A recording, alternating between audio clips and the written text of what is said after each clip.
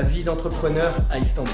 Normalement, j'ai plutôt l'habitude de me balader en trottinette dans la ville, mais là, vu ce qui s'est passé il y a quelques jours, je pense que ça va être compliqué pour moi.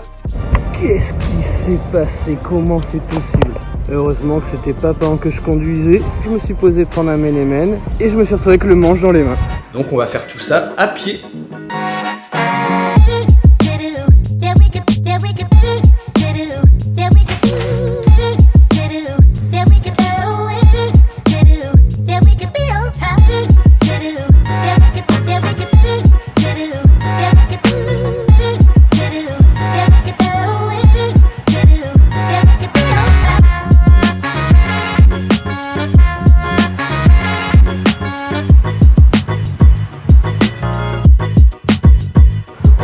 Les rues d'Istanbul. Donc voilà, je peux juste filmer les pieds, voilà, comme ça Lou, regarde, tu vois à qui je parle. Ah, t'as pas de problème? Ok, bah voilà, il y a Sabrina qui accepte si tu veux. Mais par contre, Eusner pas trop, donc Eusner ce sera les pieds.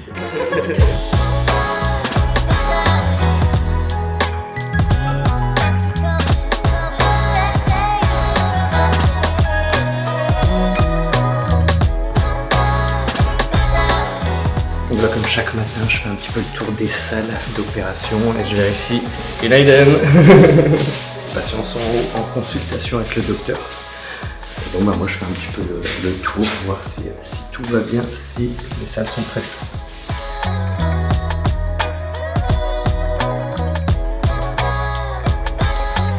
Voilà, ça c'est ma petite routine matinale avant que les patients finissent leur première consultation avec le docteur. Comment tu te sens? Ça va bien. Ça va? Ah, pas trop stressé? Pas du tout. Tu me disais tout à l'heure que tu avais le sourire, donc c'est parfait. J'ai toujours. Il est pas parti mon sourire. C'est génial. À tout à l'heure, demande si tu as besoin, tu dis stop, comme d'habitude. Merci. Ciao, ciao. Ouais, vous voyez, il y a une bonne ambiance, les patients sont détendus, on leur a expliqué vraiment comment ça allait se passer, donc souvent les patients sont très détendus. Et là, les deux aujourd'hui, des perles. Donc merci à Arnaud, et merci aussi à Stéphane qui est le deuxième patient de la journée.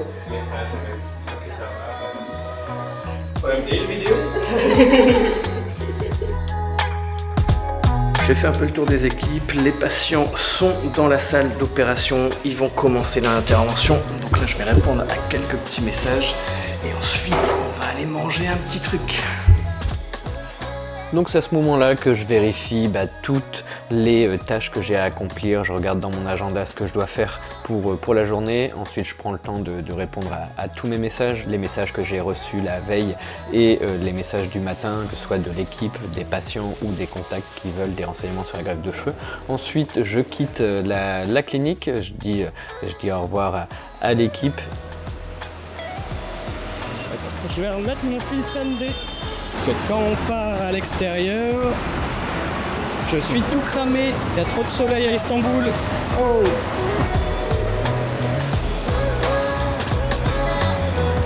Pas facile la vie de youtubeur, toujours avoir ses accessoires. Ça. Vous me voyez un peu blanc et là vous me voyez tout noir. Tour de magie, tour de passe-passe, ça s'appelle un filtre ND. Et après ce petit arrêt au stand pour ma caméra, je repars dans les rues d'Istanbul et oulala, attention, ça arrive de tous les côtés.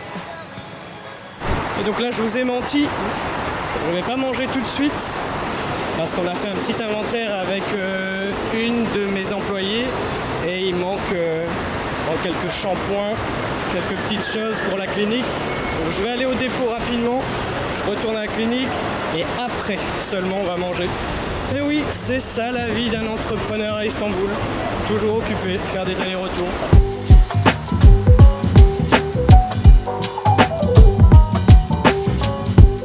Et ce qui est bien à Istanbul aussi, c'est qu'on peut croiser à chaque coin de rue soit des chats, soit des chiens. Donc des fois ça m'arrive de prendre quelques secondes pour caresser un chat ou deux. Voilà, ça redonne le sourire, c'est toujours sympa. Et après, je continue ma journée.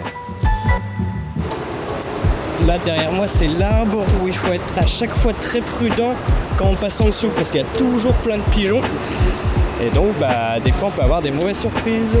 J'en ai vu plus d'un se faire avoir. Bon, on dit que ça porte chance.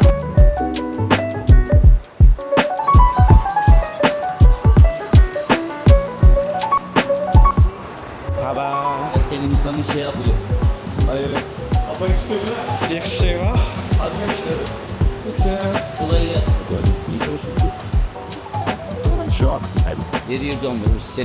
Tam mam teşekkürler, iyi günler, kolay gelsin.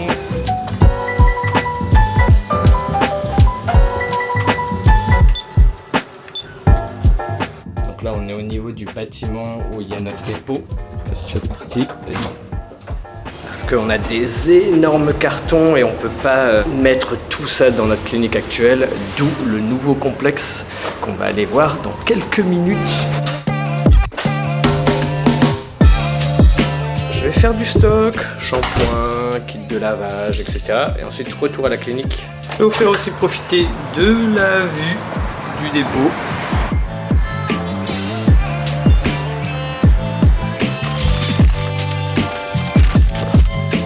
Ça m'arrive 1 ou 2 fois par semaine d'aller au dépôt pour refaire du stock dans la clinique pour éviter que des gros cartons s'accumulent voilà, au sein de la clinique. On a un petit dépôt à côté qui fait très bien l'affaire. On réapprovisionne la clinique de temps en temps en mousse, en lotion pour les patients, des masques, des gants, du sérum, voilà des choses que l'on peut également offrir. Tout ce que je fais là actuellement, ce n'est pas du tout prévu. J'essaie de vous montrer au maximum ma journée.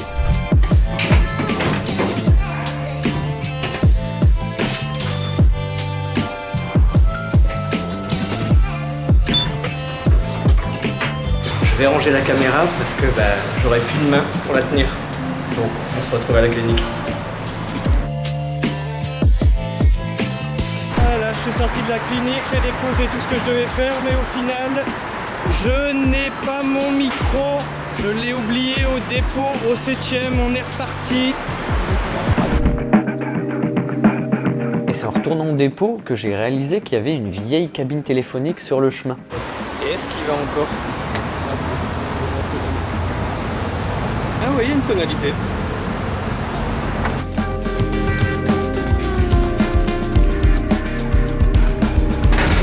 Ça y est, enfin le moment du ménémen. Voilà, c'est le petit déjeuner que je prends tous les matins. C'est une espèce d'omelette mélangée avec des piments et des tomates. Souvent, j'en profite également pour prendre ce petit déjeuner avec mon associé. On peut discuter comme ça des choses à faire, des avancements au niveau de notre nouveau bâtiment en travaux. Clineva s'agrandit et un bâtiment de 1700 m² sur 7 étages qui regroupera nos bureaux, notre clinique de greffe de cheveux, des hébergements pour nos patients et également un cabinet dentaire. Et le dépôt que vous avez vu tout à l'heure, et ben là, il sera également dans le bâtiment. Donc là, vous le voyez, il y a une ambiance plutôt sympathique avec les ouvriers. On se réunit, c'était le moment de la pause. Là, on est au niveau de la terrasse, donc la partie extérieure, c'est ça le point positif de la clinique. Il pourra servir de cafétéria, de petite terrasse pour les patients et pour les équipes. On s'arrête pas une seconde, on voit des choses à modifier. Souvent les ouvriers qui sont sur place s'attellent à la tâche, ils veulent absolument que tout soit parfait. Et ensuite je contrôle un petit peu toutes les pièces. Là je suis par exemple dans une future chambre, un hébergement pour nos patients. Et vous voyez, même moi je mets la pâte à la main. Je mets la main à la pâte plutôt.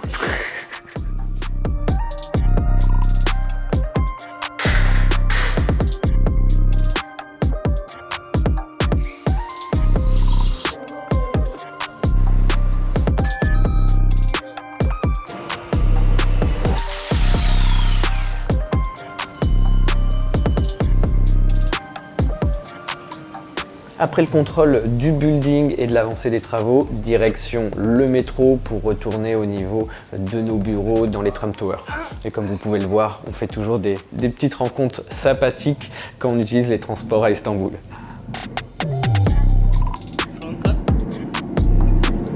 Voilà ma journée de travail à Istanbul qui se termine. Comme vous avez pu le voir, j'ai toujours quelque chose à faire. Et c'est ça que j'aime, ce rythme, cette énergie. Et quand la nuit tombe, en fin de journée, j'aime aussi prendre un moment pour observer l'ambiance de la ville qui change avec la tombée de la nuit. Je peux observer des gens qui se retrouvent autour d'un verre, des gens qui discutent, qui rient pendant que d'autres promènent leurs chiens.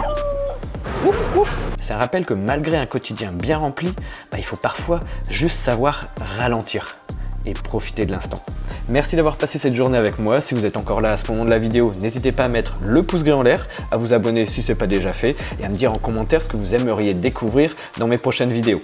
Allez, tchuss les poulets!